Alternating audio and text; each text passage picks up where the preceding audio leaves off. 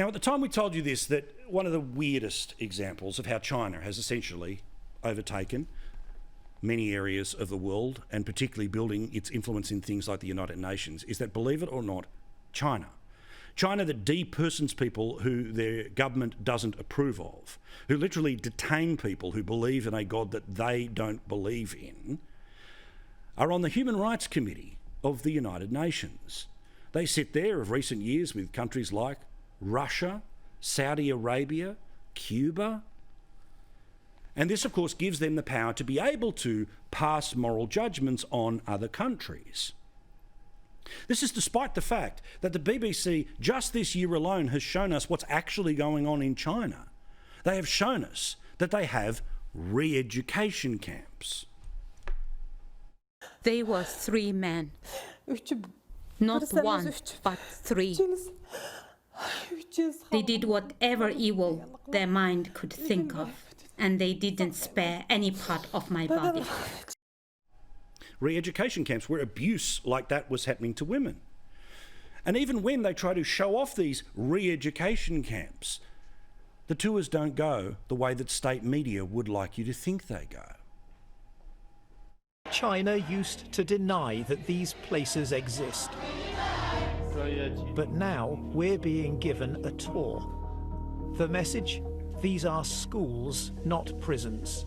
他们受到一定的极端思想感染以后，为了就是把自己思想里面的极端思想的感染程度去除。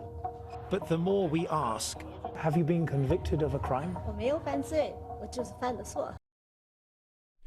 So we had a scenario here where the people who are empowered to pass moral judgments on other countries despite what they are doing to their own people, and this is just the start of it, are of course starting to have a crack at countries like little old Australia. As part of the endless drumbeat of noise that comes out of China as a distraction for their own actions, this is what was tweeted in the past couple of days by a Chinese official. The Australian government built detention centres on Manus Island, which accommodates tens of thousands of people from war-torn countries. The concentration camps, as some critics called it, are still in operation.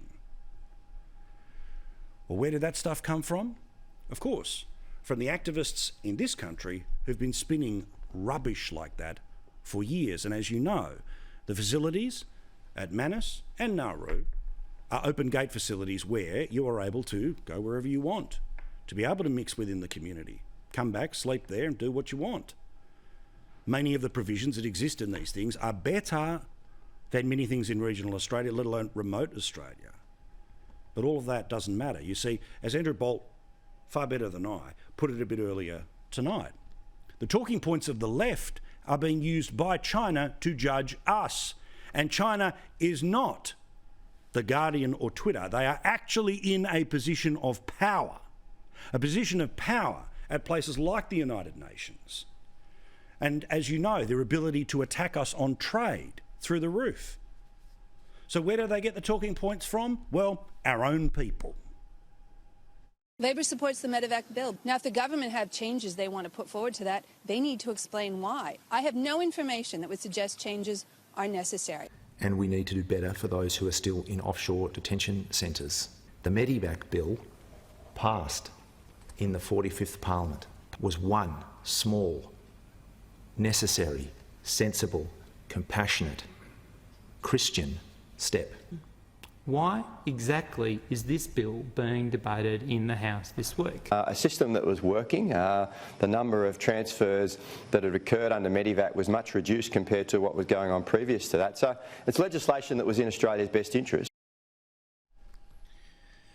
Australia takes tens of thousands of refugees through the front door each and every year. These facilities exist for those who attempt to come through the back door. The facilities that exist in China are for their own citizens who are born there, who don't follow the rules there, where of course the ultimate god is the government, and to displease them means you get depersoned.